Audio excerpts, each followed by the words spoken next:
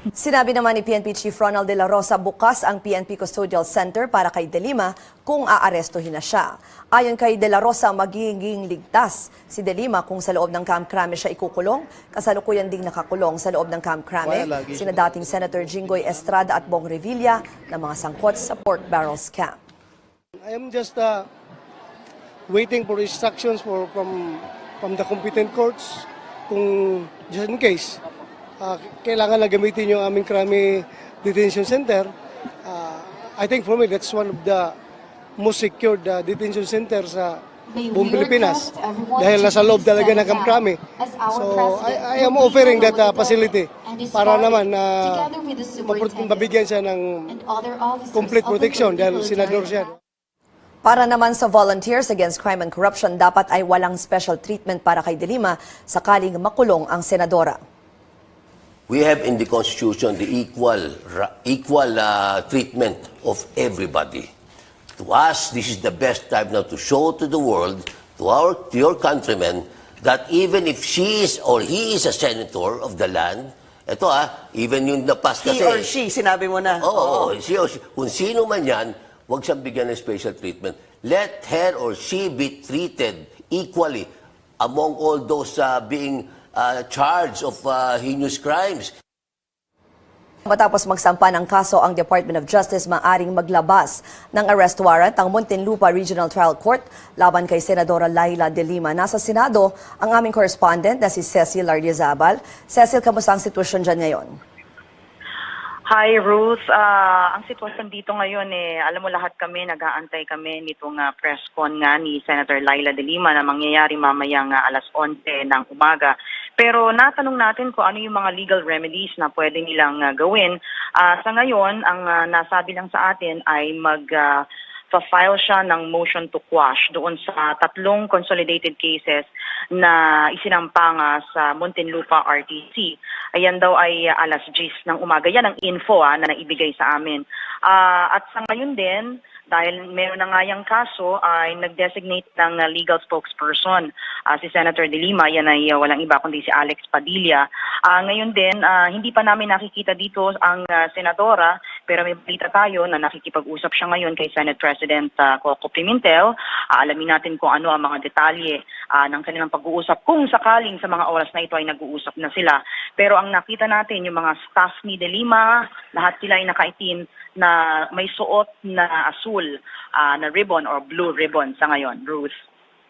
Ito daw ang sinisimbolo niyang blue ribbon nila, Cecil. Sabi ng kanyang staff, ito daw ay simbolo ng hope, pag-asa, dahil alam nilang kahit na posibleng maglabas nga ng warrant of arrest, ay hindi pa rin sila natitinag dahil alam nilang merong mga legal remedies na pwede dahil alam nilang na-foresee na nila itong warrant of arrest sa kanya. Kaya ngayon ay lahat ng mga all legal options they're looking into ngayon, yung mga abogado ni Senator Laila De Lima. Bruce. Okay, Cecil, kwentuhan mo lang kami yung posibleng maging scenario if and when mag-issue nga ng warrant of arrest mamaya kasi syempre inaasahan natin na may session dyan mamaya sa Senado dahil 1 o'clock yung nakaschedule na raffle. Okay, kung sakasakali mang maglabas kaagad ng warrant of arrest, ang isang malinaw na sinabi sa atin ng mga senador ay hindi pwedeng arestuhin ang sino mang senador habang nagsisession. Ibig sabihin nasa loob yan ng session hall. Pero kung nasa labas, siguro ibig sabihin ay pwede. Pero habang during session na mangyayari ng alas 3 hanggang siguro alas 6 at habang nasa loob ang senadora ng session hall ay hindi siya pwedeng arestuhin. So hindi rin natin alam o hindi rin sino man walang makapagsasabi kung ngayon nga ba magaganap yon o hindi. Pero katulad nga ng mga naunang panayam na kay Senador Laila De Lima, sinabi niyang handa na siya anumang oras na siya ay arestuhin. Ruth. Okay, maraming salamat, Cecil Lardiazabal, nag-uulat. Mamayang hapon po ay inaasahang ma-raffle ang kaso ni De Lima sa Muntinlupa Regional Trial Court. Naroon ang ating correspondent na si AC Nichols. AC, anong inaasahan natin dyan? Ruth, ito nga nakamonitor tayo ngayon dito sa may Hall of Justice ng Muntinlupa para sa possible development dun sa drug cases na sinampa laban kay Senator Laila De Lima. At inaasahan daw na magpa-file nga daw ng omnibus motion or motion to quash yung abogado ni De Lima ngayong umaga. Galing yung information na yan sa mga staff ni Senator De Lima. Pero actually, Ruth, nakausap natin ngayon lang yung kanyang abogado na si Alex Padilla. At sinabi niya na hindi pa rin naman daw definite na magpa-file daw ngayong umaga ng kung ano mang legal remedy yung ipa-file nila dahil hihintayin daw muna nila na ma-raffle ang cases dahil alauna pa mamayang hapon nakaschedule yung raffle na mga kaso dito sa RTC. At kinumpirma na rin ng Office of the Clerk of Court dito na nakaset for raffle yung 3 cases laban kay De Lima. Ngayon, Ruth, naka-leave yung executive judge ng RTC kaya ang vice executive judge ang magpe-preside sa raffle ng mga kaso mamaya. Medyo stricto nga sila sa security dito. Napansin na natin na hindi allowed yung mga camera sa loob ng Hall of Justice. Nakita na rin natin kasi actually ako naman nakapasok ako kaya may mga nakausap na rin ako dun sa Office of Clerk of Court.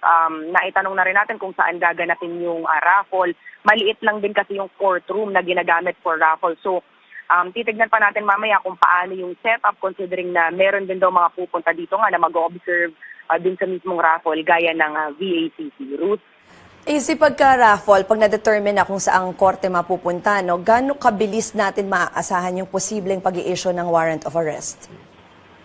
Alam mo, Ruth, wala din makapagsasabi niyan kasi sa totoo lang face-to-face basis, no, depende sa judge. Minsan tumatagal ng ilang araw, minsan tumatagal ng linggo, minsan naman mabilis. Bigay ko lang na example sa iyo yung sa kaso dati ni Pemberton, kung naaalala mo yung sa Olongapo Regional Trial Court.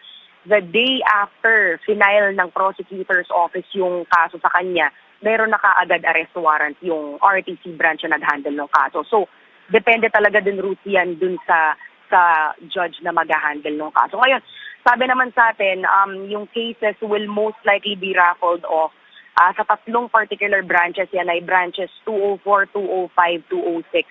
Ito daw yung mga tinatawag na regular court dahil apparently, Ruth, yung mga ibang branches dito sa Muntinlupa, RTC ay tinatawag na nilang special courts or mga nag-handle ng mga special cases gaya ng mga family court cases. So, yan ang information na nakuha natin. Okay, maraming salamat, AC Nichols. Para kay De Lima, political persecution ang mga kaso laban sa kanya. Aniya, ito'y dahil sa kanyang hayagang pagkontra sa pulisiya ng administrasyon sa pagpapatupad ng drug war. Naghahanda na rin ang kampo ng senadora sa paghain ng kaukulang motion oras na mai-raffle ang kanyang mga kaso. Pero giit ni De Lima, handa siya sa anumang kahinatnan ng kanyang kaso. Hindi po ako tatakas, hindi po ako magtatago, hindi po ako pupunta ng ospital. Hindi po ako magwi-wheelchair, magne-neck brace. Wala po akong gagawin ng mga ganong estilo. Sa puntong ito, kausapin po natin si Justice Secretary Vitaliano Aguirre. Magandang umaga po, Secretary Aguirre. Good morning. Si Ruth Cabal po ito. Yes, sir. Yes, sir. Kamusta po, sir? Ano pong inaasahan natin na scenario for today? Kasi ang ine-expect na marami, baka daw maglabas na talaga ng warrant of arrest at tuluyan na nga pong maipakulong itong si Senator De Lima. Inaasahan na meron mag-raffle daw yung kaso ni against Secretary De Lima at about 1 o'clock. So pagkatapos ng raffle niyan, pag-aaralan yan kung sino man ang mga judges na to whom they will be raffled, pag-aaralan yan at kung mayroong probable cause at kung ma-determine nila na mayroong probable cause, then mag-i-issue ng warrant of arrest. So that's anytime between today and I think based on the rules of criminal procedure, within 10 days po sa pag-file ng kaso. Tama po ba, Secretary? Actually, wala po kahit yung not within 10 days. Pagpasat na pag-aralan ng ating kagalang-galang na hukom, mayroong probable cause,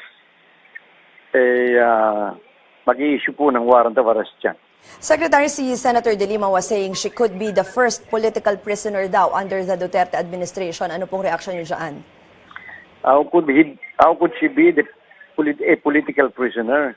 Ito namang kasong ito is not in connection with any political issue. Walang political consideration dito. Ito is simple drug trading. pinagaganda niya kasi ang kanyang kalagayan. Samantalang kitang-kita man na natin kung paano naging kumalat ang droga sa loob ng Bilibid. At meron pang mga video dyan na bumibisita siya doon. At meron pang isang video na kumakanta siya sa isang concert na ginawa ng mga drug lords sa loob ng Bilibid. So, alam natin, at yan ay kitang-kita nung kung nakinig kayo noong magkaroon ng hearing sa House of Representatives, na talagang naging talamak ang droga, ang trading ng droga nung kapanahonan niya. Nung the last 5 years, 6 years ng Aquino administration, yan ay naging talamak ang droga. At siya noon ang Secretary of Justice. At alam natin na nagkaroon dyan ng mga testimony na kung paano nag-trading dyan ng droga, kung paano kumukuha siya ng pera para mag-finance ng kanyang kandidatura sa senator. Kaya po wag niyang pagandahin ng kanyang katayuan sapagkat ito isang ordinaryong kaso lamang ng drug trading. Kasi po, Secretary, ang sinasabi ni Senator De Lima, tila daw po yung mga kaso laban sa kanya ay parang buwelta dahil dun sa pagkontra niya sa anti-drug campaign ng Duterte administration at yung dating napaimbestigahan daw po nung mayor pa po si Pangulong Duterte sa Davao City ng Commission on Human Rights. Yung po'y napakatagal na eh. Actually, ako pang abogado ni Mayor Duterte noong 2008, 2009 na yun. Wala po siyang napatunayan doon. So, paano ang ating Pangulong parang buwelta sa kanya? Napakadala yung binauna sa limot yun sapagkat wala naman siyang napruebahan against Mayor and President Duterte. Siya po noon ay chairman ng Commission on Human Rights noong mga 2009 na yun. Tapos siyang appoint siya noong 2010 Secretary of Justice. Pero nandun yung mga nasa kanyang lahat ng kapangyarihan, nasa kanyang WPP, nasa kanyang pangangalaga itong si Matubato. Pero wala siya kahit katiting na na-file laban kay Pangulong Duterte. As a matter of fact, wala siya kahit katiting na ebidensya. Kaya hindi man lang siya nag-file eh. Samantalang si Matubato ay nandun sa kanyang pangangalaga. Ngayon, paano nangyari na si Matubato ay nabuhay nung siya'y maging senador na at nung hindi na siya Secretary of Justice? Bakit inintay pa niya na siya'y maging isang mawala na sa Secretary of Justice at nasa ilalim niya ng pangangalaga ang Witness Protection Program na si Matubato? Bakit inintay pa niya yun? Bakit wala siyang na-file? At tapos nilabas niya dito sa Senado at kita naman po ninyo ang nangyari sa Senado. Yung kanyang testigong si Matubato laban kay Pangulong Duterte talagang hindi na pinayagang magtestigo kasi katakot-takot ang ginawang pagsisinungaling. Okay, Secretary, isa na lang po, pakilinaw na lang po, ito po bang mga kaso na sinampalaban kay Senator De Lima ay bailable or non-bailable? Non-bailable po yan. Ayon sa ating Comprehensive Dangerous Drugs Act. Okay, marami pong salamat, DOJ Secretary Vitaliano Aguirre.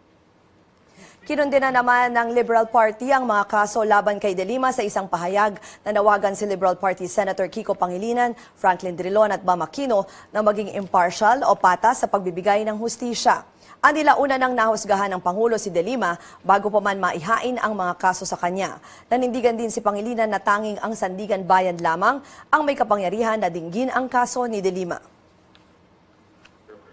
That they are shortcutting, if you may say, the court processes, undermining, in fact, the court processes by filing this questionable set of cases before an RTC in Muntinlupa.